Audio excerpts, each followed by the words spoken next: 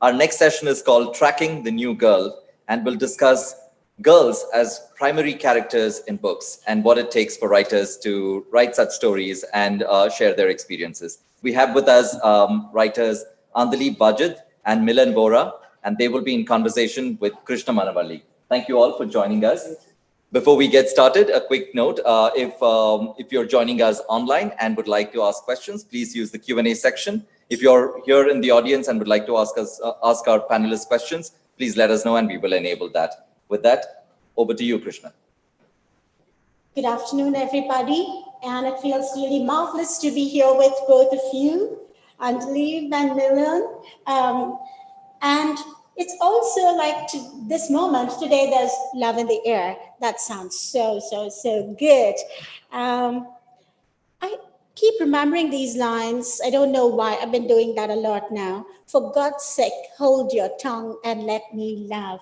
This is the flamboyant 17th century metaphysical poet John Donne talking about the discourse of love, and then here he is making a very urgent plea for shutting the world out in this private moment of love. And I am remembering these lines to do something very opposite. I am trying to see how this discourse of love is also something that has a deep impact on the world outside. So here we are with two writers who have discussed the cultural politics of love and also who love looking at the politics of love and the cultural questions related to love.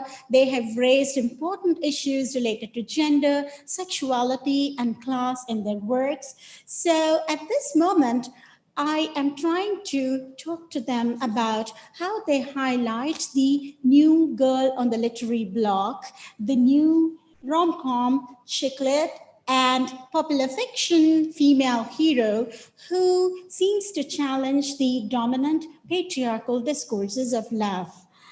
But what's more, behind every successful man, there is a woman, goes the old tried saying. But there is a format change here. Bring the image of the woman to the forefront. That is the new woman on the block. That's the new girl on the literary block. Now, how do you look at the evolution of this female hero in Indian writing is a question that we're trying to raise here. After all, beginning from the Draupadi of the epic to someone like Dopri of Mahashweta Devi's fiction, or Kannagi of the Silapadhikaram, to Kandaswami's battered wife to whom she gives a voice. And then there is, of course, the Kamala Das of the earlier generation who gave voice to female sexuality and who was somebody who was daring in her own times and who expressed woman's sexual being. Yeah, we've had this very fiery, feisty, rebellious, and then protesting women. With salutations to all these women, I'd like to turn to another genre of fiction, and that is the popular lit, the chick lit, and then the rom-coms, as I said earlier.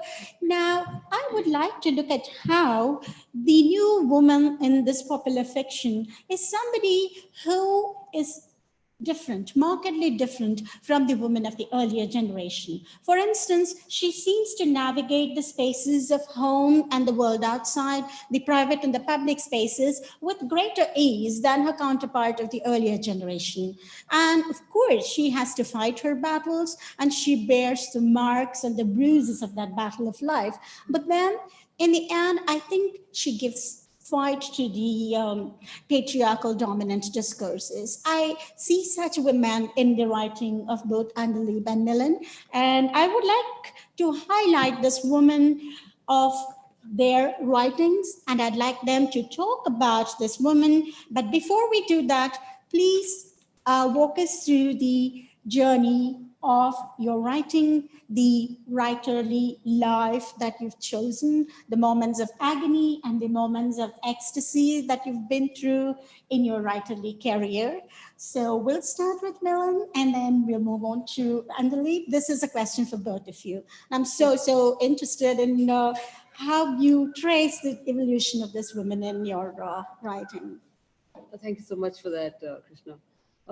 I think that, as a writer, we're evolving as much as the women that we write.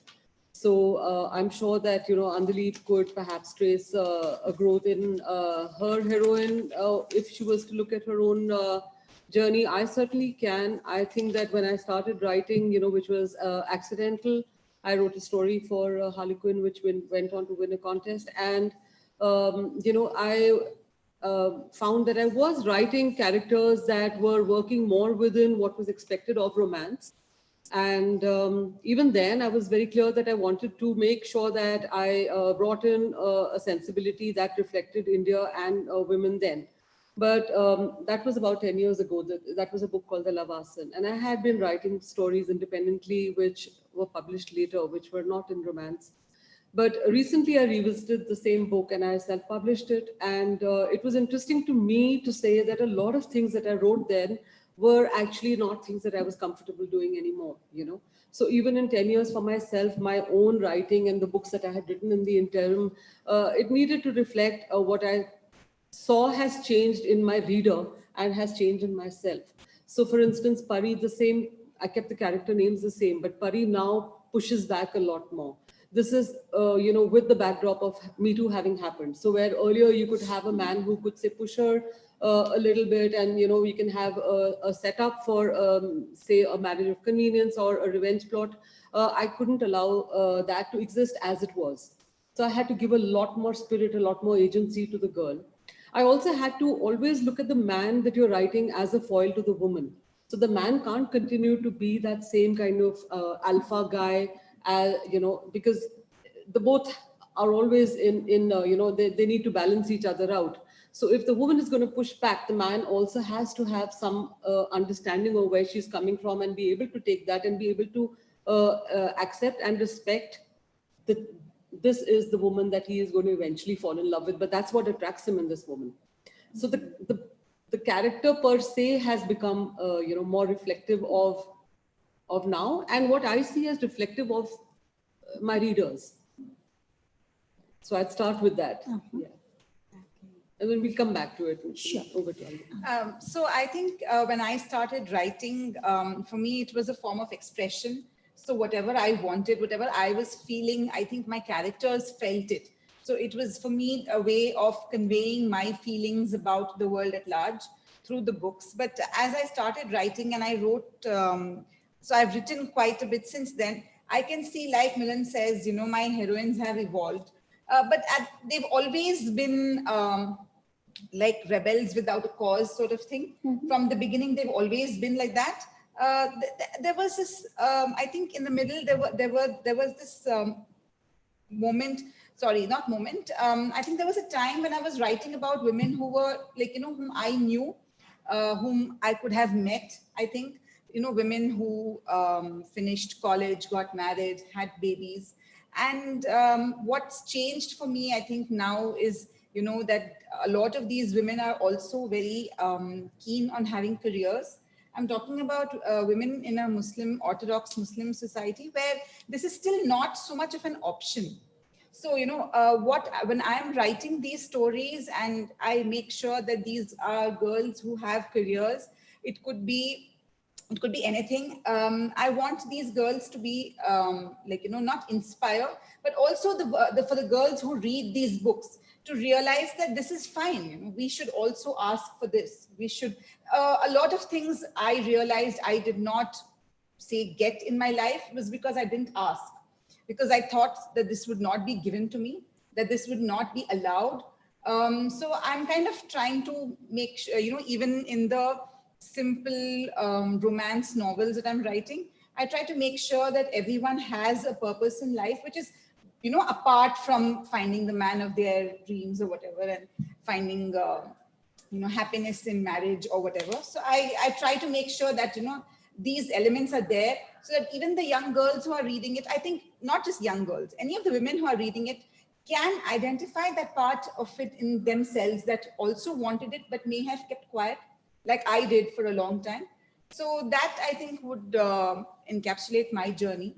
as in, from writing about women who didn't really take, like, I'm talking about a book of mine called The Sum of All My Parts, which is based based almost entirely in Vellore, which is my hometown. None of these women do ever really think about having a career, because I don't think it was a reality for any of these women. So I was writing about their, the different things that they had to deal with. Like, one of them is childless, one of them is very young and is having a baby. And, there are 4 women, and one woman is like constantly being shown around to people who are coming to see her for marriage. So, so these were women, and I think, I kind of realized now, but that's the book I wrote a very long time ago. So if I were to write it today, I would probably write a very different book. Okay. That sounds fascinating. Now, you have often talked about it in your interviews too, how you kind of watch people, because behind every person you see a story. So what are your models? Do you get your inspiration from the people you see around you, or do you write yourself into your works? Are there particular female figures in your works with whom you empathize with, you identify with? Where are your models? So I don't think these are people I actually met or anything. So these are mostly more or less figments of my imagination. But I would say they are a kind of alter ego, for me. So if I was not this person, I would have loved to be her. That sort of thing. So it's all a figment of imagination, and it's not really inspired or based on anyone. So these are more aspirational than inspirational. The girls I write are intended to be aspirational figures for, the girls from, I'm not like thinking about the girls from my community reading this, but I'm also at the same point of time, I'm also thinking that when they read, this should be normal. This wanting to have something beyond the family should be normal for them. So that is the only extra agenda in my book, in my books. Okay, so the ideal new woman. Okay, coming back to you, it's the same question which I want to inflect a little bit. You are acclaimed for Indianizing and indigenizing the MMB romance. So now I'm very curious about where you find your models. Do you go back to the native Desi models? Because when you look at this popular fiction, the rom-coms in Indian languages, writing in Indian languages, I'm familiar with Kannada writing a lot. You can see somebody like Triveni, although she has become canonical now too. Like, she has been seen as a highbrow writer these days, but there are definitely others like Sai Sute, Usha Navratnaram, who have been dealing with very, very thorny gender issues in their popular fiction. For instance, you see post-rape narratives, which are really rare, and you see highlighting of women's sexuality, and you also see, very interestingly, even way back with Triveni, who was writing it, she can almost be called the earlier generation writer. You can see issues like marital rape being discussed, they're being brought up there. So do you go back to these native Desi models, or do you look at the, West or the Europe, or like the, models which are emerged from the cosmopolitan, metro, and English language context? So there is also a second part to my questions, which has to do with the language choices. But then let's kind of get back to this part and see how you, bring up this idea of the new movement. So I'm not writing with a model in mind. I'm writing because there's a story that you believe you have got brewing with you. Also, I think that you started by talking about the whole Harlequin thing. I think I should also say that labels are good. It's fine, but they're also problematic. And I was very clear that I would be moving away from that after the first book, because there was a lot that it gave me, and there was also a lot more that I wanted to explore. So the second book, for example, TikTok We're 30, which is, also you also confined, let's say, by the way a book is packaged. So, when you use terms like chick lit and so on, they are a little problematic for me, because it somehow has limited it in somebody's mind even before having Correct. opened the book. Now, for example, in TikTok with 30, it's a story of 12 friends who meet, and a lot of stories within that. For instance, one of the couples are one of the early couples who marry soon after college, and when you meet them, when this story is set is 10 years later, and the woman has gone on to have a very successful career, the man who had a successful career, who's now feeling emaciated by her success. It's all written within the genre of romance, but the point is that what you're doing and what the friends are speculating at, the fact that the marriage isn't good physically as well, there are problems and so on, but it's coming from fundamental issues of, can a guy take a woman's success? And those are all set within the context of what you or let's say somebody else will call a romance or any other label. But those are stories which are not coming from any model. I think they're fairly universal. The fact that one person can feel threatened by the spouse's success could be both ways. Why even place that burden on the man? But those are stories that I think that interest me, and I like to deal with it with humor. So even when I am writing romance, which I do think is quite nice, it's quite nice to hold on to hope, in a world full of cynicism. To think that there can be romance. I do like reading a book where it might have elements of romance. But there are many interesting, relevant contemporary stories to be told, and I wouldn't again say the English-speaking world, because there's a lot that we're seeing happening in terms of what we're viewing, what we're reading, which is reflecting of a much larger India. You look at a series like Mirzapur, right? You're seeing the evolution of, say, Beena, the Beena Tripathi, the main hero's wife. You see her character in season 1, and it's annoying, right? I was almost not going to watch that because it was getting really difficult to see her being, I thought, set in a very stereotypical mold of being, oppressed, being within this very, very, very macho sort of environment. And everybody was saying, no, but that's reality, that's how it is in central India. But it was nice to see that it reflected in season 2, it reflected it in her character growth. And you see that, I think that if I was to look at earlier content, it would be rarer to see a woman who can then also take action. Earlier you would just see, I can't remember the name, but there was a film where there is a woman who at best and walks away from that situation. Whereas here she takes action against it. I won't give out the way it ends for people who haven't seen it, but I'm saying all of this reflects stories which are not coming from, just a metropolitan viewing or reading kind of people. Yeah, but that really makes me, very curious about how you highlight or reflect or bring this woman from the dispossessed sections of the society into your work. Could you talk a little bit about it? And after that, I'd love to hear you read from your work. I'm waiting for that. But can you just give me a sense of how you bring in this woman into your writing?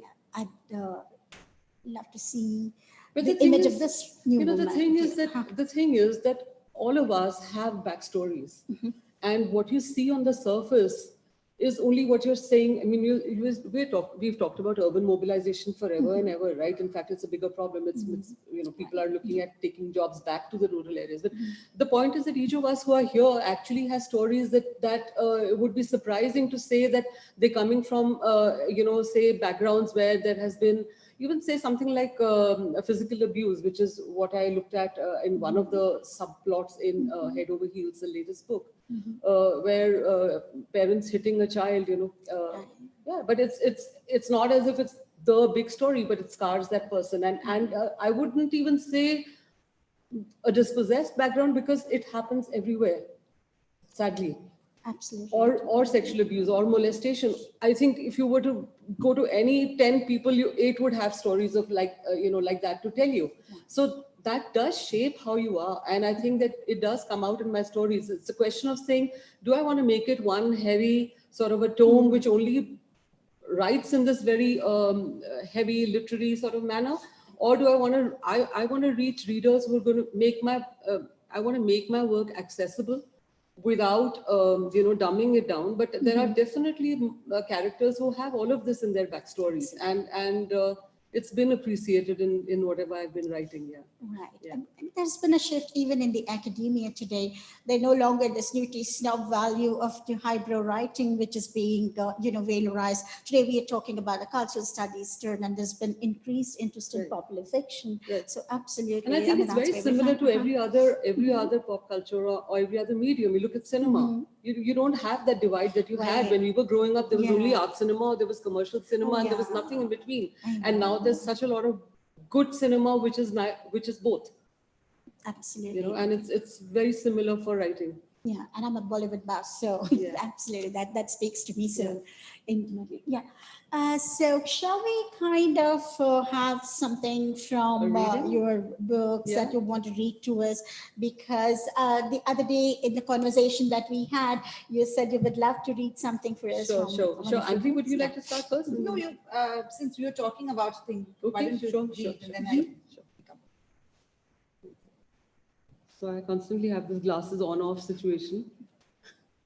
Okay, so this is from the book that came out just before lockdown, and so it's still a baby who needs a little hand-holding, I think, because all of our children that happened just before lockdown still need to be Oh. seen. So I'm reading from Our Song. And this is a character called Ragini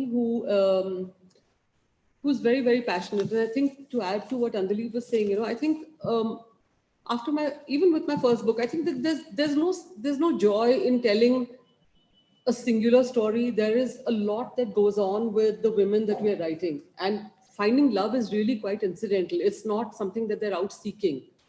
I think that's been quite a big shift in what I see, but it's not been a shift for me, at least in terms of whatever I've written. The love has been really incidental, Okay. and it's what else is happening with that character. In this book, in Ragini's life, music is very important to her. It also meant that she had to make some hard choices. So I'm going back to a scene where she's speaking with Andrew, who has commissioned her to do a song. And at this point in time, she starts telling him about what happened that led her to leave her home and come away to Bangalore. Her mother had remarried into a very big music gharana in Delhi. And there she kind of ran into, path leaks in music and so on. So this book also explores that. So she's telling, this is a part of her dialogue with Andrew, and she says, Girish told me that he had informed Baba that he had heard what I'd created. The universal Ramayan, that's what I called it.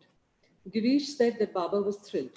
He said that it was just the right thing to kick off the festival with. That Maheshwar Mahavidyalaya had a responsibility to show that the world of music is universal. You believed him. Andrew looked at the bleakness in Ragini's eyes, and his heart ached at what the rest of the story would bring. Ragini nodded. I believed him because that's what I've always thought. Music is fluid. It doesn't understand diktats and tight rules.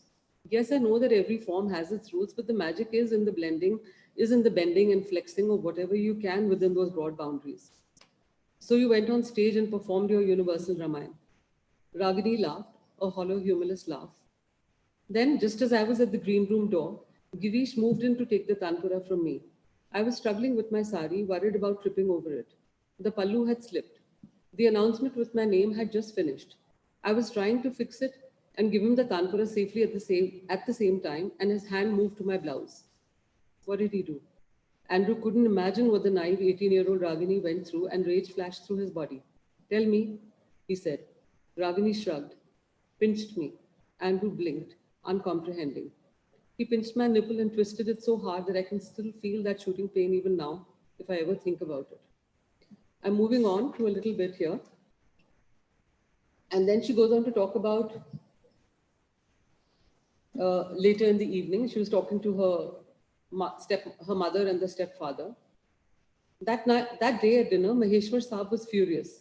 He raged and ranted at how I could humiliate him by singing what he called my behuda music. When I asked him what he had told Girish, when I asked him why he had told Girish that I could, he flew off the handle. I knew he was just one fine thread away from snapping totally and even hitting me or my mother, because she, mouse that she always was in front of him, squeaked just a little to tell him to back off. I gained courage from that. I thought at least she would believe me because she was standing between her husband and me. I spilled out everything about that evening to both of them. The way Girisha told me that Maheshwar Saab had given his blessings for me to perform my Universal Ramayana. The way Girish had molested me, unnerved me completely just before I was to go on stage. At the end of it, Andrew, I was stupid enough to think my mother might hug or comfort me. But no, she stood there mute, completely mute and looking simply embarrassed at being pulled into something like this. Embarrassed as though I had done something despicable and disgraced her. And Maheshwar Saab says to my mother, Suchila, tell her from tomorrow she can't stay here anymore. So this is the setup to, something very important, which was the whole thing of a character who learned to stand up for herself even when her mother wouldn't, and to because she believed in her music so much, to walk away from it. And I had a lot of people later who asked me and said, why didn't she go back and confront her mother? She's a strong girl. She was involved with so much else that was happening. And I thought that it was an important thing, that part of standing up for yourself also means sometimes walking away from something, and you don't necessarily need, walking away is also a way of dealing with something, So, and again, I think this is reflective of what I believe women are today. We have dealt with a lot of these things, and we need to make our peace with it. And the heroines that we are writing of today need to reflect that. Yeah. Yeah, absolutely. Resistance could be in different forms, big ways of resistance, small ways of resistance. That's right. There's still resistances. That's and right. then withdrawal is one of the ways in which a woman resists this kind of, oppressive situations and oppressive men in their lives. Yeah, absolutely. That's right. I see that come out very beautifully in the book. Yeah. So, what you wanna give sure. us? So I actually, I decided on a reading just like some 10, 15, I think like an hour ago. I hadn't really decided because I didn't know what would be relevant. And then I kind of thought that, okay, this little bit from this book of mine, which came out last year called A Sweet Deal. So it's about two pastry shop owners who are rivals, who of course fall in love. But so one of them is a girl, and her parents want her to get married. So I think it also kind of relates to what I just now spoke. So Rumana rubs her temples. Why today, she moans? Because we've got the perfect rishta for you, and he's not going to wait for 2 years. He's settled in the US. He'll obviously take you along with him. He's agreed to get you a working visa too, so you can continue working there, her mother says. Rumana's eyes widened. I haven't even seen this man or heard his name, and you're packing me off to the US already. And I don't want to work in a corporate office again. She gets up. Sit down, her father admonishes her. She shakes her head. No, Dad, you can't make me do this. At least you can agree to let them come and see you, her mother says. See me, like I'm a pastry in a shop, she asked furiously. You know that's not what she means, but we've told you again and again that putting it off is just delaying the inevitable. You've always known that. You've just chosen not to see it. You've always worn these blinkers and seen only what you wanted to see. It's time to take them off and see what's real and what isn't, her father says. Rumana feels a tight ache in her chest. Bloody hell, this can't be happening to her. She takes a deep breath and sits down. Dad, Mom, please, this is important to me. She sounds almost frantic. Yes, and you're important to us too. That's why we're doing this, her father says. Look, I can't get married now, okay? Not now. I mean, there's no way I can even think of it. We've invested heavily in the cafe. Please, Dad, you understand money. It's actual money we've put in the cafe, she tells him, a pleading look in her eyes. Would you have behaved this way if I were a boy? If I told you I'm starting a new business and I need to be settled before I can think of marrying? She asks when he doesn't reply. He looks thoughtful. Rumana, Hamad won't be around for long. He's visiting his family and they really want to see you, her mother protests, sensing her husband relent. What's the harm in meeting him, her father asks. Rumana shakes her head. I know how these things snowball, Dad. Please let me see this through. But that could take years, her father throws his hands in the air. 6 months, Rumana says suddenly. What? Give me 6 more months to set things up here, then we'll do this. Hamad isn't going to be here in 6 months, her mother says, looking doubtful. For all I know, he'll get snapped up by someone else, and his nikah walima will be done, and he and his wife will be back in the US.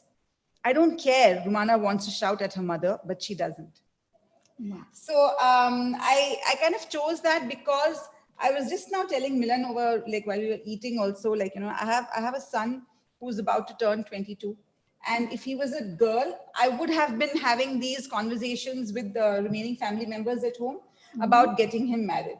If he were a girl. So so the thing is, this thing is consistently happening even in modern, so-called modern families also.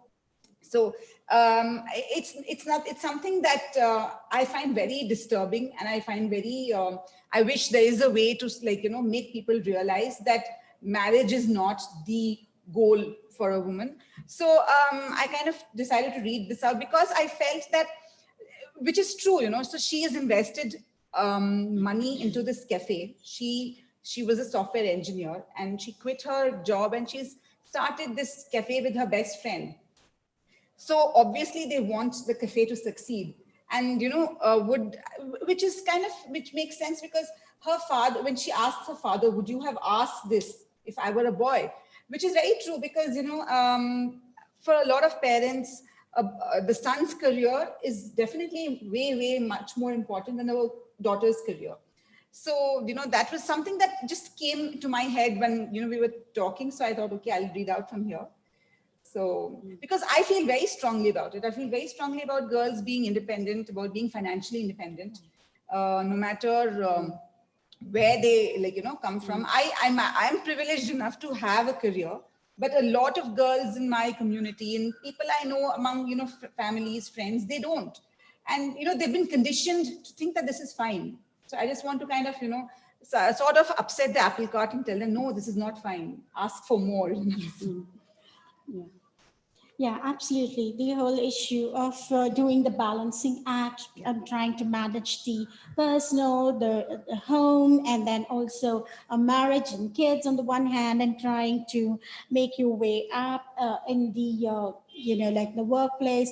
These are issues that women have been trying to grapple with even at this point of time. And there are all these tensions that they go through. Absolutely, yes.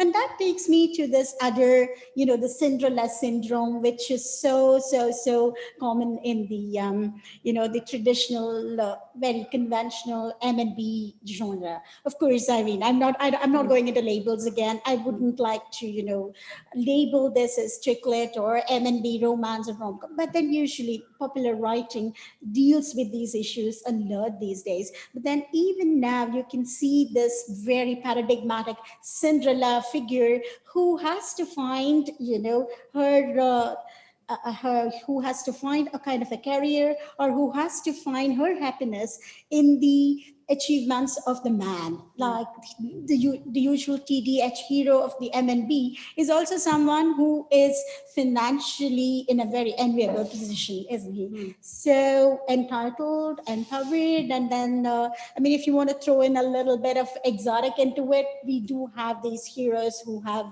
palatial mansions and serfs and whatnot. How do you move away from all this, and how do you write this very empowered woman, a career woman, the new girl on the block in your own work? Yeah, I don't want to be a spokesperson for what I'm not. So, but I think that there is problematic writing that's existed much earlier, and empowered women who've existed much earlier. And I was on my way here, and I was thinking of examples. And for me, I always found the story of the Little Mermaid very problematic. That here is a woman who's willing to give up her voice just to get this man. Like, seriously, that should not be there, right? Ever. But then you also had Romeo and Juliet, and you had Juliet, who was such a strong woman. She was willing to defy her parents. She was willing to deceive her nurse. She was willing to go away, and she was a strong woman who wanted what she wanted. And in fact, actually, Romeo was quite a wimp in comparison. So the problem there is with the hero. So there is all kinds of characters that people want to create. And so, like I said, I wouldn't want to sit here and be talking about why MNBs are doing what they are, because I stopped doing that 10 years ago. It's label that stays. But I really feel that there has been a greater shift towards writing more realistic heroes and realistic protagonists, both ways. Andali's books, I think one of the things I really like about them is that they're always rooted in very real setups, even when she's actually written in a self-published series as well, where they're set in exotic destinations and so on. But she wrote a book called It Was Always You, where the hero is somebody who's fallen into bad times, and now he works for the girl's father, and I kept thinking, that is so far removed, Right, so yeah. I'm using her example and saying that is what you're seeing today. And There I are think a lot more relatable, I think, heroes, sorry to interrupt, Yeah. relatable protagonists, like Milan was saying. I think there are those billionaires, of course, but there are also relatable people, coming up. I have to confess that I do write my heroes the way I want to be able to rule over them. So maybe I need to shift my perspective and think of somebody, without the physicality attached. Because my heroes are quite attractive. They're also attractive human beings with flaws, as are the women. I think one of the things that's happened is that there was always a problematic heroine then and now. There was always a strong woman character then and now, but you're seeing much more of the stronger woman now, which is reflected, I think, even from the times of, say, a film like Frozen, where, I mean, more and more you're seeing self-actualization as a much bigger goal than saying going and finding love or whatever. It's been around too long to be saying it's happening now even. No, and personally speaking, I find I don't think I can actually write a billionaire hero or an alpha male hero, a complete alpha male, because I want to slap them when I read them. They're extremely slappable. So I don't want to slap my heroes. I kind of want my audience, my readers to also fall in love with them. Of course, the villains are exciting, but I think the girl can, get them herself today. She's a career woman. Even if it's not billions, at least I don't think the money part of, the attractive package that a man used to present in the earlier books, is also tied to his money, which I think independent women today don't really need that. I do remember a conversation which was like when MNB happened. I remember I was on a platform, and it was a pretty high moment for me to be on BBC with the goddess at that time for Harley Quinn called Penny Jordan. And, and even then I remember her saying that now, even now, and I'm saying this was 10 years ago, she said that it might have mattered earlier if the guy is a billionaire, and saying that today, if I write a guy who is a billionaire, even then I want to make sure that I write about what is he doing with those billions. Is he a guy who's using it well? So you're already trying to build in a guy who's a little better as a human being. Yeah. So I think that for me, more than even is he rich, not rich, or successful, is he a CEO, is he whatever, more important is for me to show how he behaves with the world, how he, so I'm saying that I took that away even then as a lesson. So for me, there's now been a conscious sort of effort to make sure that things like consent are built in, to make sure that it's not just implied. Let it be clear, let it be appreciated by who's reading you. Even when I revisited the Lavasan and republished it recently as Head Over Heels, I realized that I hadn't even built in protection into the first time that they had sex. So now I did, and now I made sure that I also, when I wrote sex, I made sure that the woman is very empowered in the whole thing, and let that also be a message that goes across, that it's fine to be enjoying it, and let that come through well. It's not like you're just a recipient of it. You're an active participant with consent. So those are all things that, that we can do within the stories we're telling. And like I said, that's not the singular story in any case. Yeah. And when we are on the topic of heroes, we are talking a lot about gender benders and then questioning the normative heterosexual framework a lot these days. Which do you address these issues in your work, and how does your new woman or the woman that you imagine in your recent works deal with these issues, which are very, very important to the cultural politics, which form the context of these works today? No, I'm sorry, I didn't get you. So you were talking about the hero? Yeah, but and sexuality, about normative heterosexuality. Do you bring in these issues that we are I discussing think a lot? they creep in very Mhm. organically, and it's not like I'm, adding this because it ticks a box or something. Mhm, So these things just do tend to come in the stories organically because that's how it's supposed to be. mhm. And often I don't give too much of a thought to it myself when I'm writing. So, but then what's happened is that the heroes in my books do tend to be feminists. They do tend to be more sensitive and completely unreal. Like you will never find anyone like this in the real world, because so the only place you'll find them probably are in the books that I'm writing, because it's very difficult. So it's not about the physical package, but also about a person who's well adjusted mentally, who is willing to like Milan said, let the woman take the upper hand.